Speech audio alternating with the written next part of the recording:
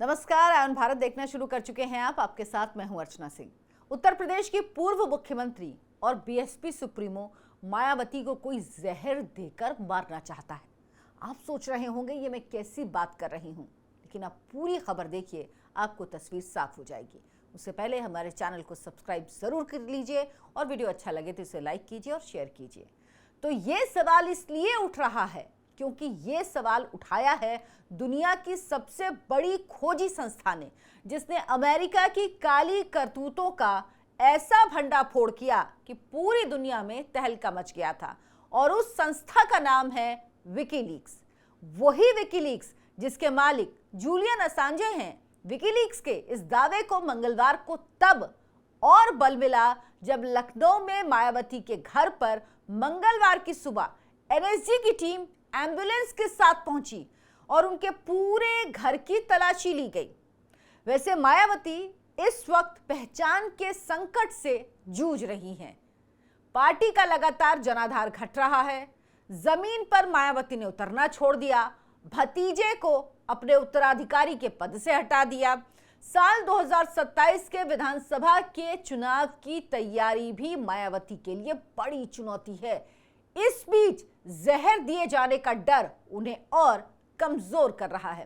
दरअसल मायावती को आज से नहीं, 1995 से उनकी हत्या करवाने का डर सता रहा है। विकीलीक्स की माने तो मायावती को हर पल ये लगता है कि उनके खाने में कोई जहर मिला देगा। इसलिए उन्होंने अपना खाना चखने के लिए कर्मचारी रखा हुआ है, जो पहले उनके खाने को चखता है, उसके बाद ही मायावती खाना खाती हैं। वैसे देखा जाए तो इन दिनों मायावती के सबसे बड़े दुश्मन उनके भतीजे आकाश आनंद कहे जा सकते हैं, क्योंकि मायावती ने न सिर्फ उन्हें अपने उत्तराधिकारी के पद से हटाया बल्कि पार्टी से भी बाहर कर दिया। इससे पहले आकाश आनंद के ससुर को भी पार्टी हाईजैक करने की कोशिश पर मायावती पार्टी से बाहर कर चुकी हैं। दुनिया के बड़े बड़े देशों और बड़े बड़े नेताओं की खटिया खड़े करने वाले विकीलीक्स के संस्थापक जूलियन असांजे ने मायावती पर भी खुलासा किया था, जिसके बाद मायावती जूलियन असांजे पर इतना भड़की कि उन्हें पागल खाने में भर्ती करने तक की सलाह दे दी थी। यहां तक कि मायावती ने असांजे को आगरा के पागल खाने में भर्ती कराने का ऑफर दे दिया था। दरअसल जिस तरह से खुलासे जूलियन असांजे ने मायावती को लेकर किए, उस पर मायावती का गुस्सा होना, उनका भड़कना, पागल खाने में भेजने के लिए कहना बिल्कुल लाजमी लगेगा आपको जब आप ये खबर आगे सुनेंगे। खोजी वेबसाइट विकीलीक्स ने 2011 में उत्तर प्रदेश की पूर्व मुख्यमंत्री मायावती को तानाशाह भ्रष्ट करार दिया।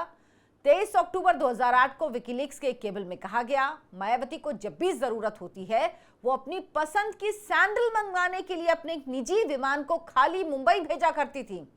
दरअसल मंगलवार को एनएसजी की टीम ने मायावती के आवास पर मॉक ड्रिल की, जिसकी जानकारी मायावती को पहले से ही दे दी गई थी। इसके बाद सोशल मीडिया पर मायावती की तबीयत खराब होने की अटकलें भी लगाई जाने लगी। भारत की दलित सियासत में मायावती की कहानी बेहद गजब है।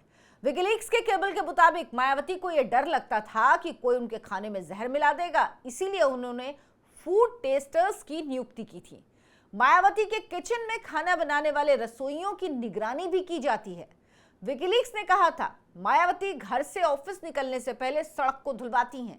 केबल में यह भी कहा गया था कि सतीश मिश्रा ने अमेरिकी दूतावास के अफसरों से कहा था कि निजी तौर पर मायावती लूट खसोट में यकीन रखती हैं और वो एक तानाशाह के जैसा व्यवहार करती हैं।